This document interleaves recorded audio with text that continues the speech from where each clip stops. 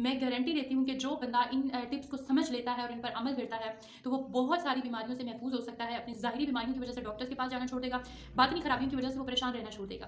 तो जी हाँ, मैं बात कर रही हूँ वज़ू के हवाले से कि अगर वज़ू हमारी आम रूटीन में शामिल हो जाता है तो उसके हमें लातादाद ज़ाहिरी और बातनी फ़वाइद हासिल होते हैं। अस्सलामुअलैकुम वरहमतुल्लाह। This is me Sobia Mohsin. उम्मीद है आप सब खैरियत से होंगे और ईमान की बेहतरीन हालतों में होंगे इंशाल्लाह। तो आज का मेरा टॉपिक बहुत ही बाकमाल टॉपिक है। मैं गारंटी देती हूँ कि जो बंदा इन टिप्स को समझ लेता है और इन पर अमल करता है तो वो बहुत सारी बीमारियों से महफूज हो सकता है। अपनी ज़ाहिरी बीमारियों की वजह से डॉक्टर्स के पास जाना छोड़ देगा, बातनी खराबियों की वजह से वो परेशान रहना छोड़ देगा। तो जी हाँ, मैं बात कर रही हूँ वज़ू के हवाले से कि अगर वज़ू हमारी आम रूटीन में शामिल हो जाता है तो इसके हमें लातादाद ज़ाहिरी और बातनी फ़वाइद हासिल होते हैं। उससे पहले अगर आप लोग मेरे चैनल पर नए हैं या फिर मेरी बात आप लोगों को पसंद आती है, ये फ़ायदेमंद साबित होती है, तो मेरे चैनल को लाजमी सब्सक्राइब कीजिएगा, इससे मुझे हौसला मिलेगा। सबसे पहले बात करते हैं कि अल्लाह सुब्हानहू व तआला ने वज़ू के बारे में कुरान में क्या इरशाद फरमाया है। सूरह माइदा की आयत नंबर 5 और 6 में अल्लाह ताला फरमाते हैं, ए ईमान वालो, जब तुम नमाज के लिए खड़ा होना चाहो तो वज़ू कर लो, अपने चेहरे धो लो, कोहनियों तक हाथ धो लो, अपने सरों का मसा कर लो और घुटनों तक पाँव धो लो। इस आयत से हमें दो बातें समझ में आती हैं। पहली कि वज़ू के 4 फ़राइज़ हैं, यानी कि ये 4 अमल करना, चेहरा धोना, सरों का मसा करना, हाथ धोना, पाँव धोना, ये चारों बहुत इम्पॉर्टेंट और मस्ट हैं। इसके अलावा दूसरी बात हमें समझ में आती है कि नमाज़ों के लिए खड़ा होने से पहले हमें बावज़ू होना चाहिए। अब बात करते हैं वज़ू से हमारे जिस्म को ज़ाहिरी कौन कौन से बेनिफिट्स हासिल होते हैं। इस पर साइंस ने बहुत लंबी चौड़ी तहकीकात की हैं और साइंसदानों का कहना है कि जो बंदा डिप्रेशन में मुब्तला होता है, जहनी बीमारियों में मुब्तला होता है, ओवर थिंकर है या फिर उसके जहन पर कोई दबाव है, तो अगर उसको दिन में 5 मरतबा वज़ू करवा दिया जाए या कम से कम 3 मरतबा उसका चेहरा धुलवा कर प्रॉपर मसा करवाया जाए तो वो जहनी बीमारियों से मुकम्मल तौर पर बिना किसी इलाज के निजात हासिल कर सकता है। यही अमल जब ब्लड प्रेशर के मरीज़ों पर भी किया गया तो पता चला कि जो ब्लड प्रेशर का मरीज़ है उसको दिन में 5 मरतबा या फिर कम से कम 3 मरतबा चेहरा धुलवाया जाए और सर का प्रॉपर मसा करवाया जाए तो बिना इलाज के उसका ब्लड प्रेशर जो है वो मुतवाज़िन रहता है।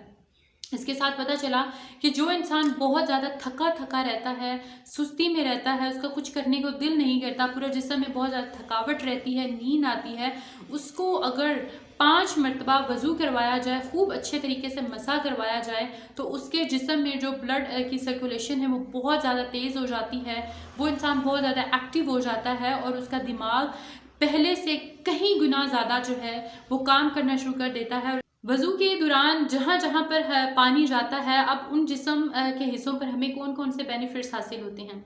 जब हम मसा करते हैं, जिस तरीक़ा से हम सर में पानी डालते हैं तो उससे हमारे एक तो बालों की ग्रोथ देखा गया है कि बहुत अच्छी होती है, दूसरा उस इंसान का दिमाग बहुत ज़्यादा तेज़ होना शुरू हो जाता है और उसके दिमाग की जो सर्कुलेशन है वो बहुत ज़्यादा तेज़ हो जाती है।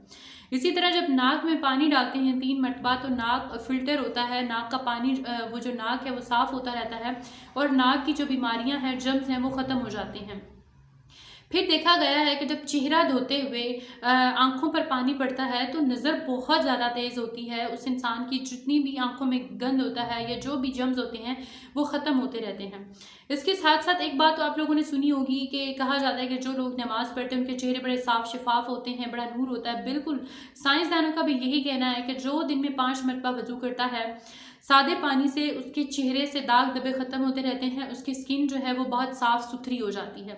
मसा करते हुए जब हम अपने हाथ कानों के पीछे ले जाते हैं, इससे पता चला है कि हमारे कानों की जो समात है वो बहुत ज़्यादा तेज़ होती है।